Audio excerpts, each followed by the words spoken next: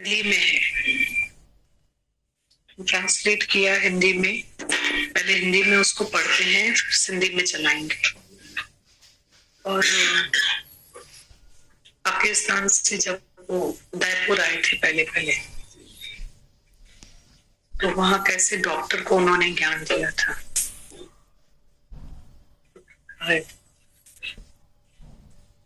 Doctor को उन्होंने सबसे पहले ज्ञान दिया था, जो उन्होंने लोगों ने दादा भगवान की जीवनी में पढ़ा भी है। जब पढ़ते हैं ना अनुभव, तो उसमें लिखा हुआ हमेशा डॉक्टर की बात सुनी है कि कैसे डॉक्टर को दादा ने ज्ञान दिया, जिसको नींद नहीं आती थी, या मेरे को नींद आप ही दे सकते, मेरे पास नींद नहीं है। तो उनका इसमें बोल रहे नहीं है, पर वो भी एक्सपीरियंस बहुत हेल्दी है। डॉक्टर का बहुत हेल्दी एक्सपीरियंस है। इसमें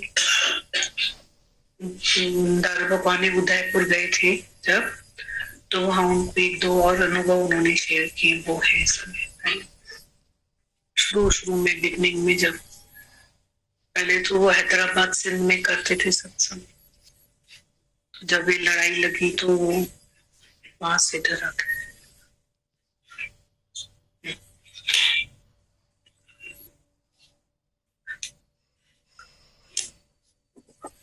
दादा भगवान का पत्र है।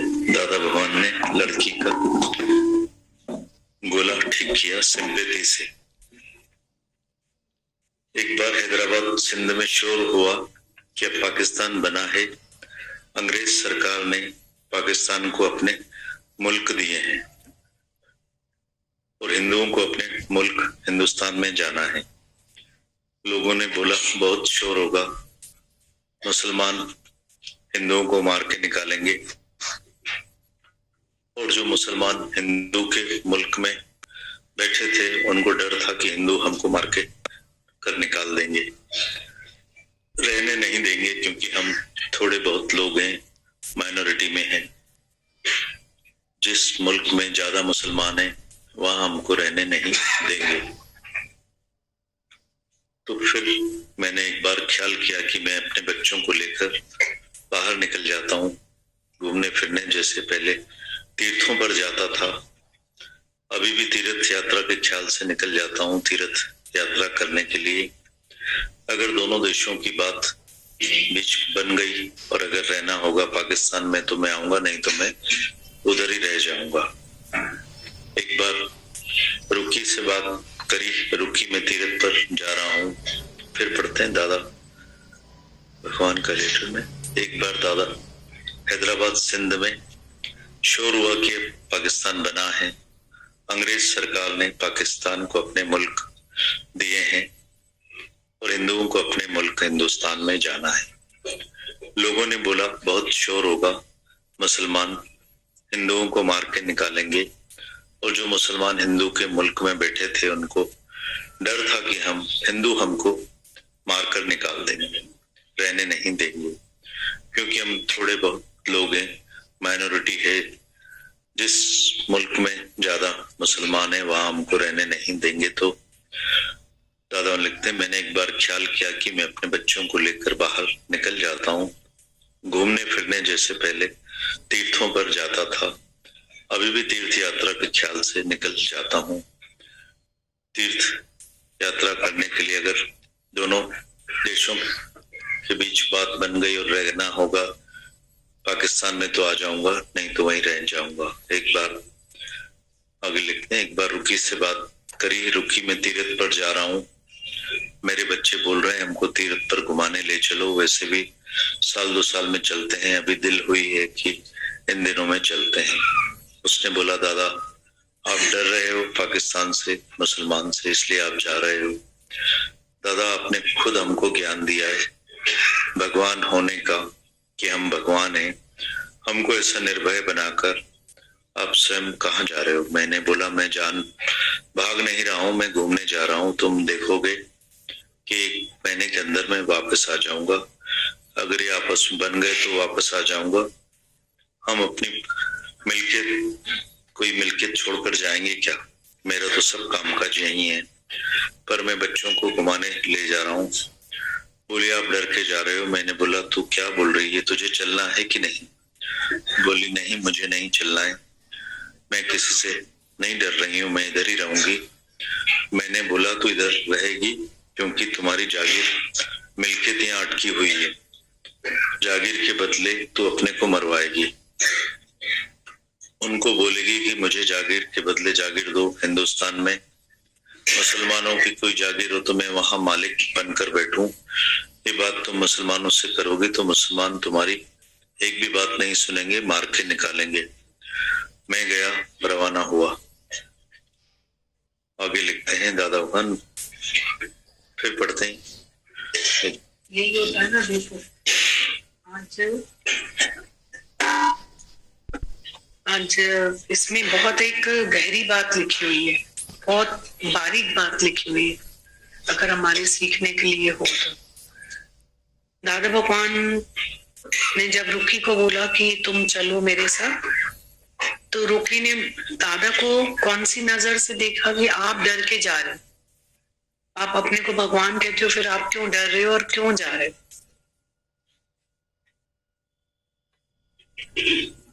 और अगर हम कंपेयर करें तो दादा ने जो जवाब दिया, तो दादा की एक राइट समझ है, डर नहीं है, उसको हम डर बोल देते हैं।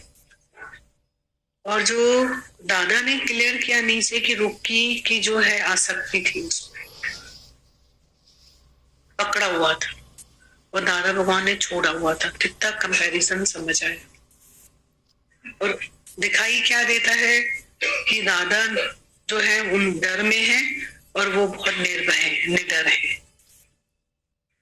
बहुत बारीक बात लिखी दादा भगवान ऐसी बात करते हैं जो बात किसी को समझ ही नहीं आए और बोल जाते हैं वो।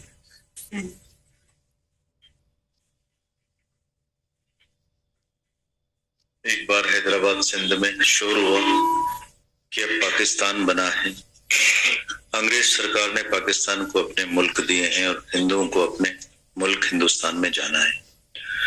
लोगों ने बोला बहुत शोर होगा, मुसलमान हिंदुओं को मार के निकालेंगे, और जो मुसलमान हिंदू के मुल्क में बैठे थे उनको डर था कि हिंदू हमको मारकर निकालेंगे, रहने नहीं देंगे, क्योंकि हम थोड़े बहुत लोग हैं, माइनॉरिटी है। जिस मुल्क में ज्यादा मुसलमान है वहां हमको रहने नहीं देंगे। तो मैंने एक बार ख्याल किया कि मैं अपने बच्चों को लेकर बाहर निकल जाता हूँ घूमने फिरने। जैसे पहले तीर्थों पर जाता था, अभी भी तीर्थ यात्रा के ख्याल से निकल जाता हूँ तीर्थ करने के लिए। अगर दोनों देशों की बात बन गई और अगर रहना होगा पाकिस्तान में तो मैं आ जाऊंगा, नहीं तो उधर ही रह जाऊंगा। एक बार रुकी से बात करी, रुकी मैं तीर्थ पर जा रहा हूँ, मेरे बच्चे बोल रहे हैं हमको तीर्थों पर घुमाने ले चलो। वैसे भी साल 2 साल में चलते हैं, अभी दिल हुई है कि इन दिनों में चलते हैं। उसने बोला दादा आप डर रहे हो पाकिस्तान से, मुसलमान से, इसलिए आप जा रहे हो। दादा आपने खुद हमको ज्ञान दिया है भगवान होने का कि हम भगवान हैं, हमको ऐसा निर्भय बनाकर आप खुद जा रहे हो। मैंने बोला मैं जा नहीं रहा हूँ, मैं घूमने जा रहा हूँ। तुम देखोगे कि मैं 1 महीने के अंदर वापस आ जाऊंगा। अगर ये आपस में बन गए तो मैं वापस आ जाऊंगा। हम कोई अपनी मिल्कियत छोड़कर जाएंगे क्या? मेरा तो सब कामकाज यहीं है, मैं बच्चों को घुमाने ले जा रहा हूँ। बोली आप नहीं डर के जा रहे हो। मैंने बोला तू क्या बोल रही है, तुझे चलना है कि नहीं? बोली नहीं मुझे नहीं चलना है, मैं किसी से नहीं डर रही हूँ, मैं इधर ही रहूंगी। मैंने बोला तू इधर रहेगी क्योंकि तुम्हारी जागीर मिल्कियत यहाँ अटकी हुई है, जागीर के बदले तू अपने को मरवाएगी। उनको बोलेगी कि मुझे जागीर दो, के बदले जागीर दो। हिंदुस्तान में मुसलमानों की कोई जागीर हो तो मैं वहां मालिक बनकर बैठूं। ये बात तुम मुसलमानों से करोगी तो मुसलमान तुम्हारी एक भी नहीं सुनेंगे, मार के निकालेंगे। मैं गया, रवाना हुआ। आगे लिखते हैं दादा मैं पाकिस्तान से उदयपुर आया वहां पहले ही हमारे मैनेजर ने हमारे लिए मकान ले रखा था, राजा का मकान था। उधर कोई लड़ाई नहीं लग सकती थी। वहां नहीं कोई हिंदुस्तान न कोई मुसलमान लड़ाई कर सकेगा। उस मुल्क में जो भी मुसलमानों की जागीर है या हिंदुओं की राजाई है, उसमें लड़ाई नहीं लगेगी। हमको ये सब ने बताया था। मैंने उदयपुर मुल्क में जगह किराए पर ली कि मैं यहाँ रहूंगा। जब हम उदयपुर मुल्क में आए तो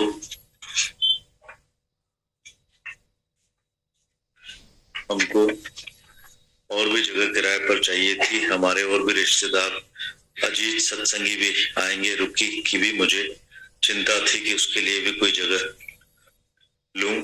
जगह के लिए पूछने गया तो सबने बोला कि उधर सब जगह फुल हो गई है, भर गई है, किराए पर दे दी गई है, कोई भी जगह खाली नहीं है। दलालों ने जवाब दे दिया एक भी जगह खाली नहीं, अब नहीं मिलेगी। पर मैंने तो लक्ष्मी के लिए दूसरी जगह ली थी हमारी गली के पास में। मैंने अपनी भी जगह ली और एक जमीन इसके लिए ली। बहुत अच्छी जगह थी, 500 रुपए महीने में मिली। वो इतनी बड़ी थी कि उसमें 3-4 घर और भी आकर रह सकते थे। एक घर नहीं था पर बड़ी हवेली थी। उधर एक कुआं था, उसकी बड़ी हवेली हमको मिल गई थी।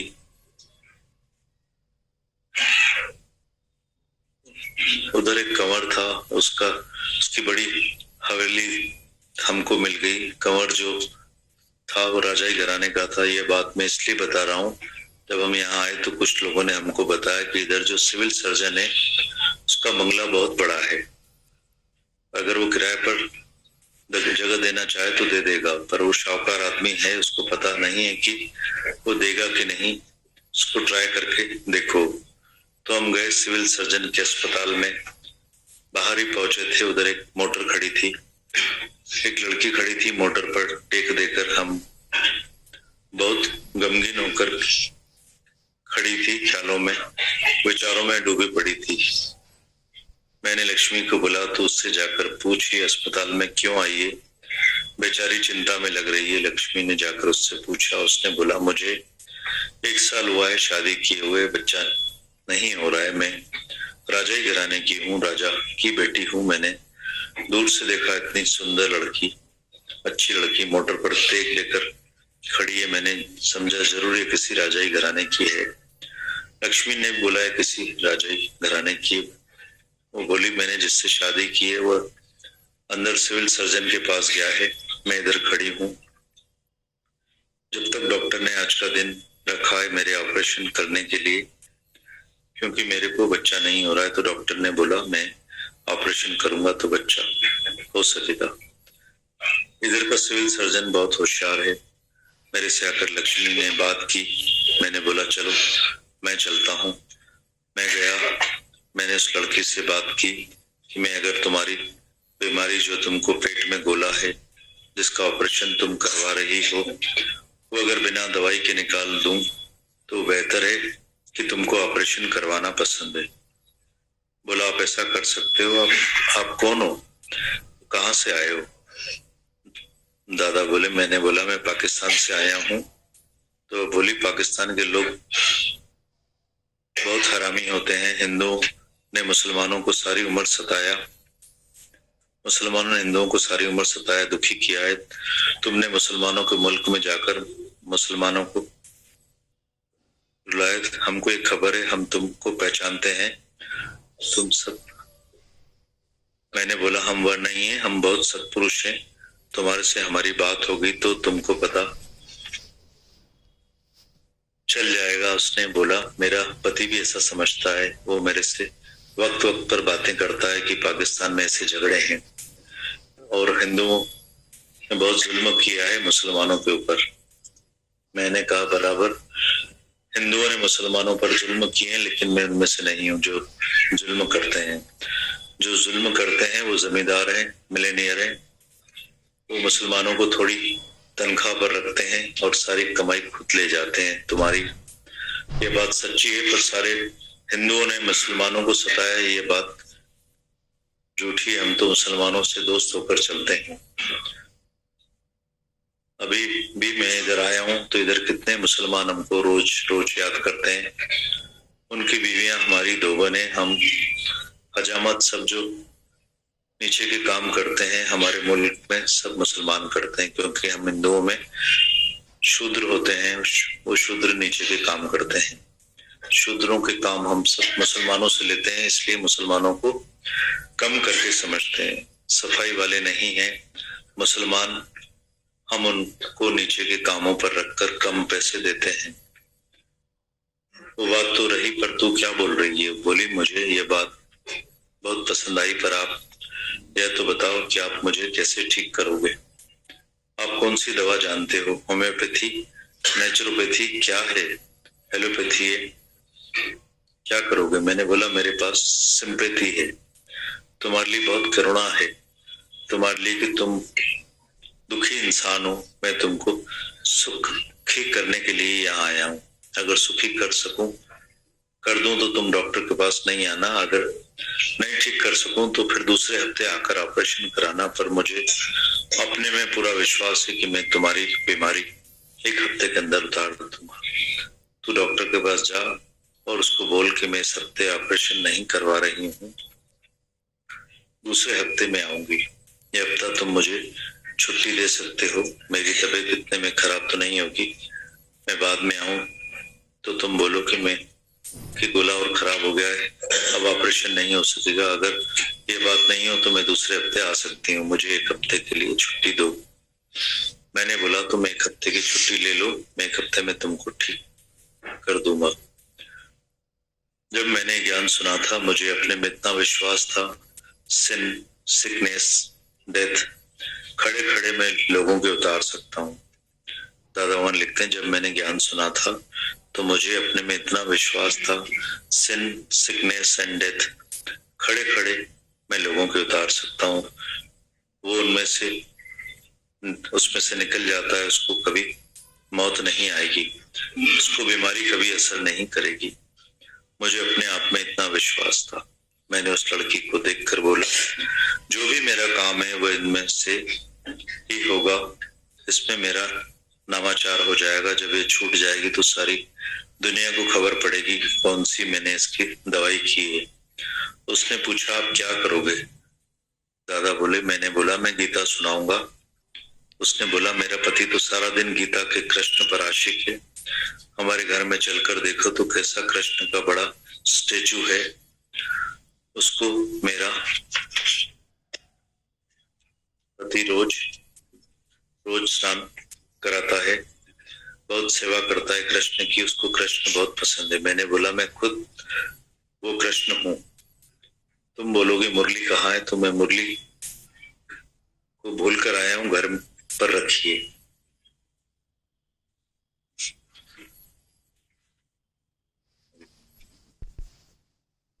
यह गई अंदर, बोली, मैं अपने पति से बात करूं। पति से बात की कान में। पति ने डॉक्टर को बोला, डॉक्टर हमको एक हफ्ते की छुट्टी दो, अभी मेरी पत्नी ऑपरेशन नहीं करवाना चाहती, एक हफ्ते के बाद आएगी। सिविल वह गई अंदर, बोली कि मैं अपने पति से बात करूं। पति से बात की कान में। पति ने डॉक्टर को बोला, डॉक्टर हमको एक हफ्ते की छुट्टी दे दो, छुट्टी दो, अभी मेरी पत्नी ऑपरेशन नहीं कराना चाहती, एक हफ्ते के बाद आएगी। सिविल सर्जन ने बोला, पर एक बात बता रहा हूं, तुम किसी ठग के हाथ में लगे, वह बीमारी उतार सकता है। जंतर मंतर करते हैं और बोलते हैं कि गोला निकल गया।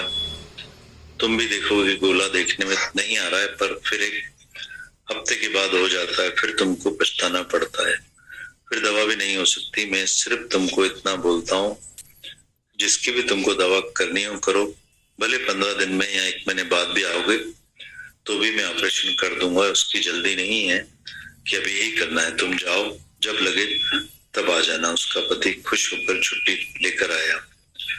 उसने बोला, मुझे बहुत खुशी हुई है कि आप कृष्ण का ज्ञान अपने साथ लेकर आए हो। मैंने कहा, हाँ, मैं कृष्ण का ज्ञान सुनाऊंगा जो तुमने समझा ही नहीं है। तुम समझते हो कि तुमने गीता समझी है। वो बोला, मैं मुंह जुबानी आपको बता सकता हूँ, मुझे संस्कृत में गीता आती है, संस्कृत में भी तो आती है, पर सिंधी में तो नहीं आती ना। हमारी बोली में तो तू बात नहीं कर सकता है ना, जो बोली तुम्हारी है उसमें जब तुमको आवे तब मैं खुश होऊंगा। अभी तुम संस्कृत में बताते हो तो संस्कृत में बोलते जाओगे जैसे कृष्ण ने अक्षर बोले, पर उसका अर्थ तुम्हारे अंदर में नहीं है, यह मुझे पता है। तो चल, मैं इसकी दवाई करूंगा और इसको छुड़ाऊंगा, 1 हफ्ते के अंदर छुड़ाऊंगा। ठीक है, चलो। आपका घर कहाँ है? हम तो कल आए, घर पता नहीं नाम कौन से गलियों के, एड्रेस भी हमने नहीं लिखी है। हम लोग सिविल सर्जन के पास जमीन लेने आए हैं। उसने बोला इस सिविल सर्जन कोई जमीन नहीं देगा, इधर ये बात नहीं निकालना।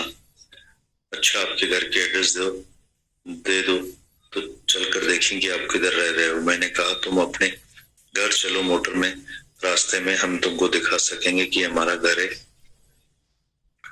बाकी हमारे पास एड्रेस नहीं है। बोला ठीक है, मैं अपने घर चलता हूँ। घर चलो। उसके महल के बाहर मोटर जैसे पहुंची, बोले उतरो, मेरा महल है, चलकर देखो। मैंने कहा देखा, ये वही जगह है जो लक्ष्मी ने के लिए हमने ली है। उसने बोला ये जगह आपने ली है क्या? मैंने कहा हाँ, हमारी सत्संगी की जगह है, उसके लिए 500 रुपए किराए पर ली है। ये जगह कंवर की है। उसने बोला कंवर तो मेरा दोस्त है, मैं उसको पहचानता हूँ। इस जगह से ऊपर ही चढ़ाव है मेरे मालात में आने के लिए। हमारी कंवर से दोस्ती होती थी, मैं उसके पास और मेरे पास आते रहते थे। हम ऊपर से ही आते थे, बाहर से नहीं आते थे। हमने बोला फिर तो हमारा आसान बंदोबस्त हो गया, तो हमारे पास आएंगे जाएंगे, कोई देखे भी नहीं। हाँ, हमारी स्त्रियां बाहर नहीं निकलती है जो कोई इन लोगों को देखे कि किसी दूसरे के पास जा रही है। मैंने कहा ठीक है, हम अंदर से ही आएंगे जाएंगे, अच्छी बात बता दी। अंदर गए तो अपना महल दिखाया, हमको तो पागल कर दिया। महल इतना अच्छा था, अंदर इतने बड़े सोफे थे, इतनी बड़ी बड़ी छत में कि हम बैडमिंटन खेलते थे उस लड़की के साथ। उसको बोलता था बैडमिंटन लेकर आओ तो खेलें, अंदर ही खेलते थे। बॉल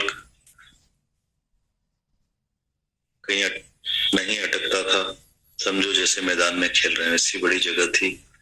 एक झूला रखा हुआ था, उसमें मेरे साथ झूलती थी, मैं उसको गीता का ज्ञान सुनाता था।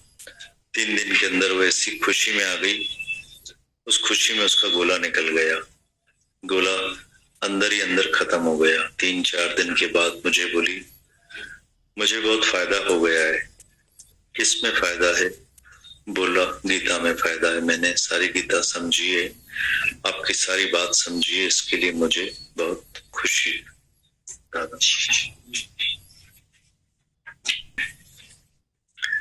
दादा भगवान बहुत साधारण वेश में और उनके काम अत्यंत असाधारण, तो हमेशा जीवन में फील किया है। कितनों को उन्होंने दुखों, दर्दों, तकलीफों से बचाया है। आने वाला जो दुख, क्योंकि दादा भगवान जो है मेंटल हीलर है, तो मेंटल हीलर है तो फिजिकल हीलर भी है। बहुत उनकी लाइफ में शुक्राने की।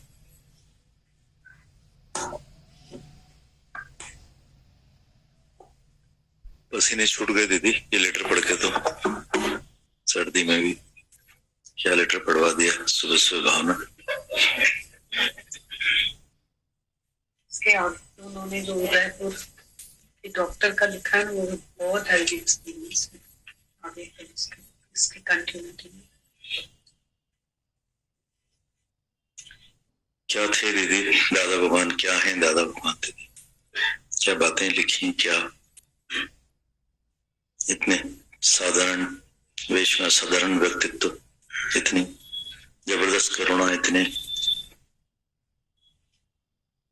कि गए अपने काम से थे सिविल सर्जन के पास अपनी मकान जमीन के हिसाब से, और वो लड़की को देखकर करुणा आ गई उनको और उसका इलाज कर दिया बगैर ऑपरेशन के। कितना कॉन्फिडेंस था उनमें कि मैं ठीक कर सकता हूँ, सिंस सिकनेस डेथ कितनी जबरदस्त पावर था है उनमें। उनकी ये लेटर पढ़ के कम कपी हो रही थी कि क्या है हमारे दादा भगवान, क्या काम करके गए, कितना मेहनत करके गए, इतनी सब बातें लिख के गए, बोल के गए, इतना जबरदस्त विरासत हम सबके लिए छोड़कर गए कि जिसको हम उन्होंने इतनी मेहनत करके इतना जो भी ये सब इतनी विरासत का हम सबको वारिस बनाया।